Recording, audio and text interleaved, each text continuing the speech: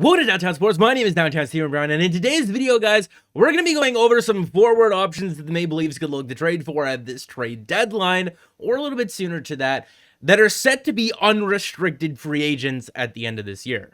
I'm going to break this up into 3 videos, one talking about unrestricted free agents, another talking about RFAs and guys that are signed beyond this year, and then another one looking at a couple of defensemen who I think would be interesting options for the team this year, and maybe next, depending on the situation. And for the people in the comment section yelling at me for wearing a hat, for not wearing a hat, for wearing a specific type of hat, and then for not wearing a hat, and then my hair looks a little bit messy, this is just what it is. Alright, I haven't gotten a haircut since May or June, and that was when I shaved my head completely bald for 1,000 subscribers.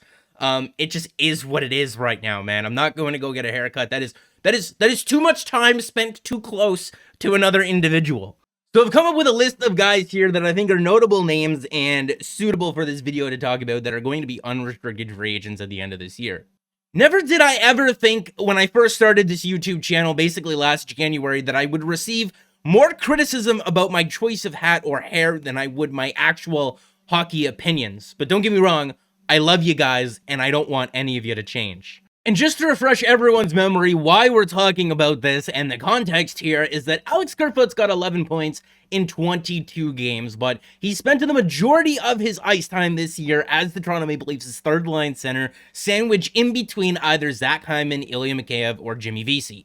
Last season, his most common line mates were John Tavares and William Nylander by an absolute long shot.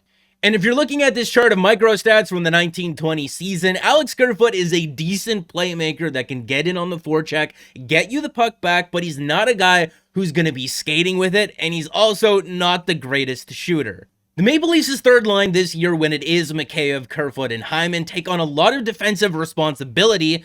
And when you're looking at Zach Hyman, yes, he could score a couple of goals when he goes towards the net. Yes, Ilya Mikheyev gets all the opportunities in the world, but just can't seem to finish.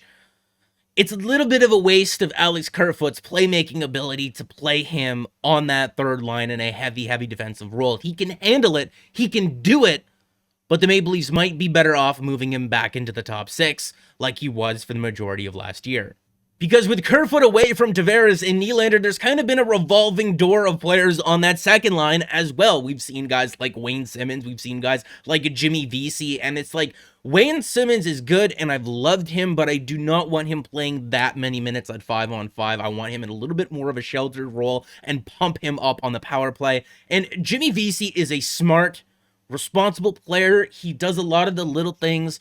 He's just not good enough to be playing in the top 6. He's more of a third or a fourth line player, or someone that you can squeeze into the lineup when you have an injury. He's competent depth. And the mystery top 6 forward that the Toronto Maple Leafs were rumored to be going after by Elliotte Friedman was Mikhail Granland.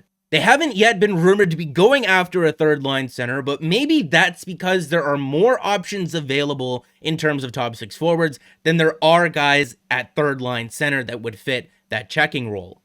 And that's fair. If you can't find a defensive upgrade in terms of a third line center over a guy like Alex Kerfoot, you keep him there and you find someone who is an offensive upgrade in the top 6. Moving Kerfoot into the top 6 and finding a new defensively responsible third line center, or leaving Kerfoot at the third line center position and finding a more offensive oriented top 6 winger to play with Tavares and Nylander, both of those solutions are the same to me. They're on the same level. Now, Nick Robertson does have 7 points in 8 American Hockey League games with the Toronto Marlies right now, and when the OHL eventually does start up, the Toronto Maple Leafs are going to be forced to make a decision on him. They can either loan him back to the Peterborough Petes of the Ontario Hockey League, or they can move him up with the big club permanently. There is no more option for him to play in the American Hockey League once the OHL season resumes. And I don't think that Nick Robertson is going to be longed for the American Hockey League either, because 7 points in 8 games, yeah, that guy can definitely hang. We want to see what he can do at the NHL level, but I also wouldn't bank on him filling that top 6 role just yet. I would want to see him actually play in it and have success in it so that we can pencil him in that spot confidently come playoff time.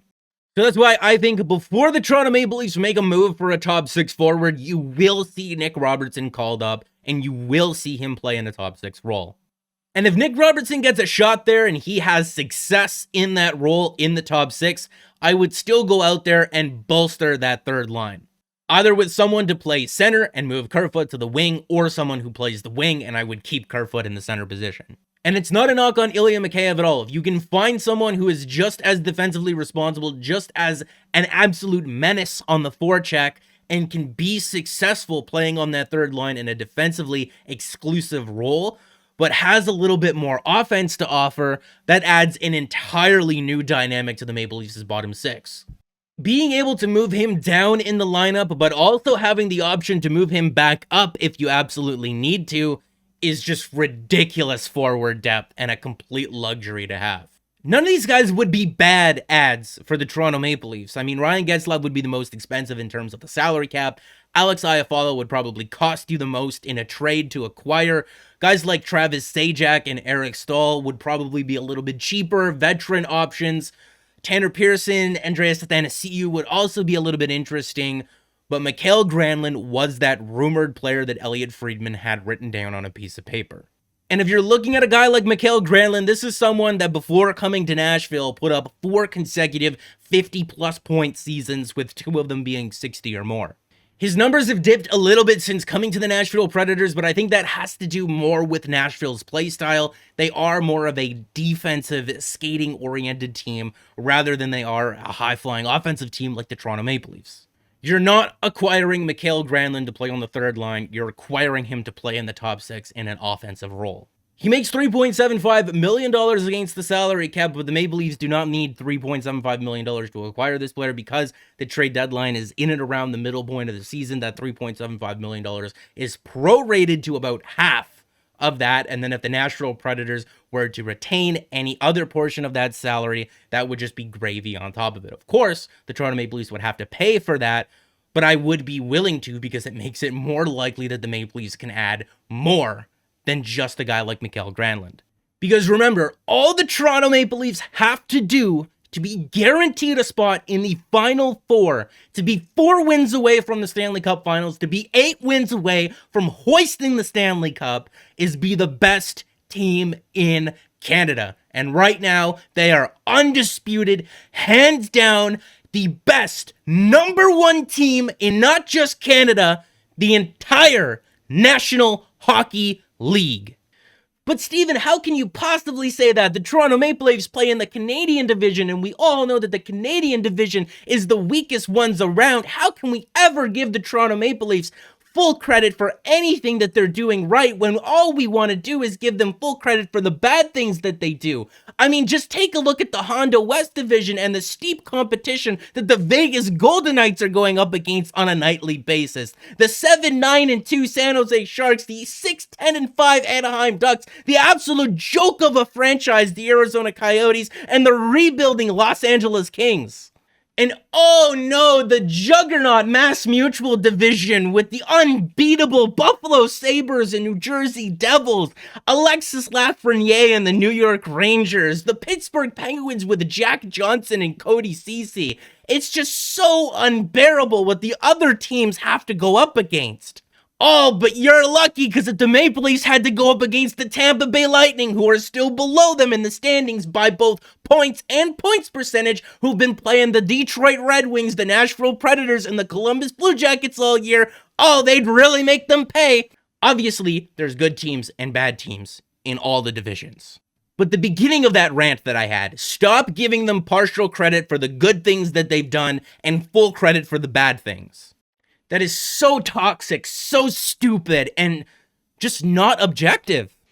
I'm just going to be straight up with you, and if I offend you with this, I really don't care. That's a loser mentality. Because you can do both. You could say that you're nervous to see how the Toronto Maple Leafs will perform against teams outside of their division, while also giving them credit for being the best team in their division. If you say that this means nothing, you have lost the fun part of being a fan. You have lost it, and the problem is with you and not the team. Come back to us. Have some fun. They beat the Edmonton Oilers and shut out Connor McDavid and Leon Draisaitl last night 4-0. That was a hell of a lot of fun. Enjoy it.